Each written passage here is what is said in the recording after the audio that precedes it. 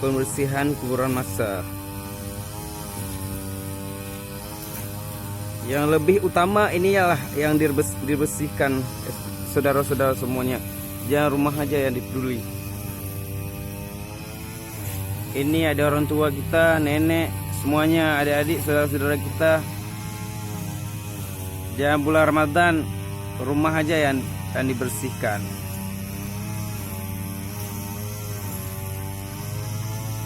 Inilah kita, yang kaya miskin semuanya sama di mata Allah.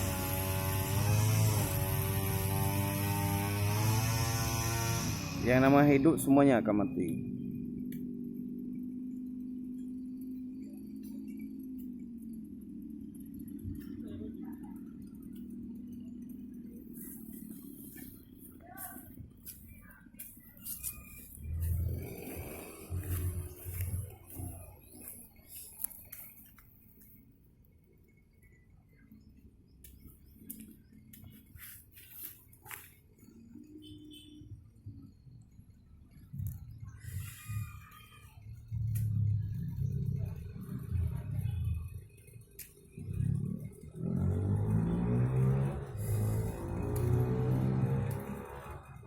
Makanya kita saudara-saudara yang masih hidup, lagi ada kesempatan, bertobatlah saudara-saudara. Semuanya yang kaya miskin semuanya ada di sini. Dan akhiratlah untuk selama-lamanya. Siapkan diri.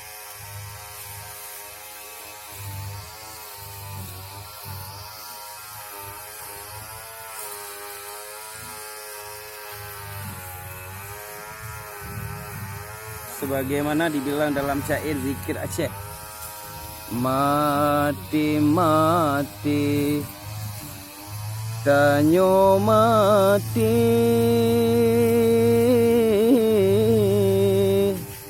awai ake anso hingga, tawo tanyo tawo,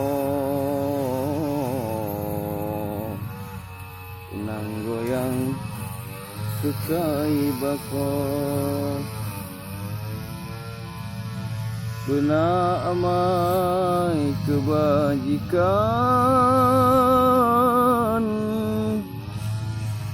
yang ketolan tulung gata, dak na harta mengon intan, mesaboh tan setot gata,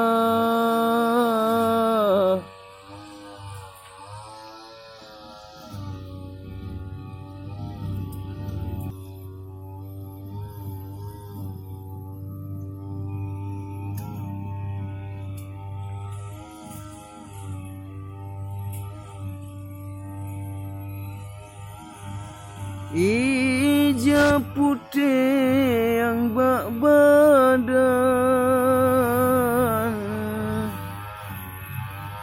yang ketolan balut gata, mutan amai kebajikan,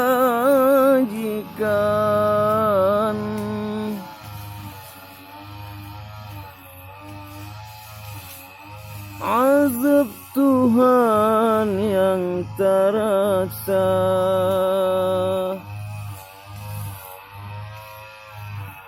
dalam kubur tak sidro lam gulita, munkar nangki trojak suku tanyong gatad, dak na anu bohati dro,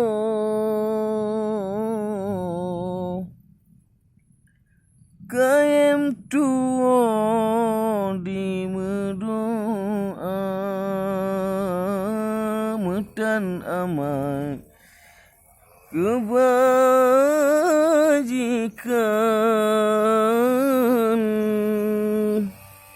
azab Tuhan yang terasa, mati-mati tanyo mati, awai aki angso hingga tawo tanyo tawo kunang goyang kekai bakal.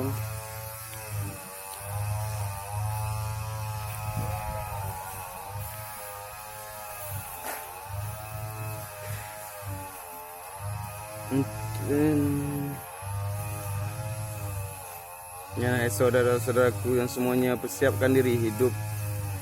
Yang namanya hidup itu semuanya akan merasakan kematian. Makanya hai orang-orang kaya, miskin, ingatlah, jangan sombong hidup di dunia ini, karena harta semua titipan Allah. Janganlah bersombong, banyaklah amal, bersedekah.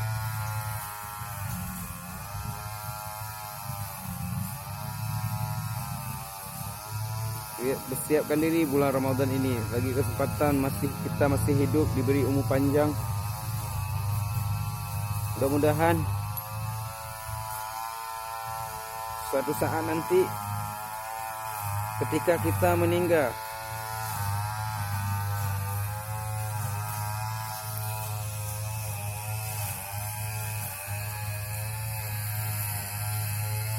ditempatkan dalam surga Jannatun Na'im. Amin ya rabbal alamin. Inilah sekian, terima kasih saudaraku.